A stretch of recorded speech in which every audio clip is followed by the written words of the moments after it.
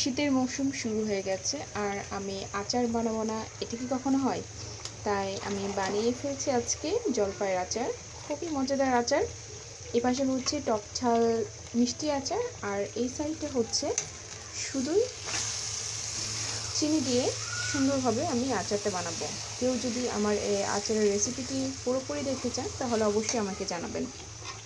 তো আচার বানাতে সবারই ভালো লাগে এবং বাসায় এমন কেউ নাই যে আচার পছন্দ করে না।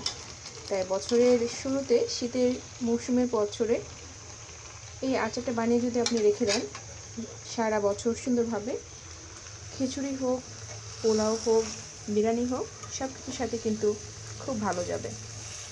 আপনারা ট্রাই করবেন, অবশ্যই আচার বানিয়ে রেখে দিবেন। Thank you.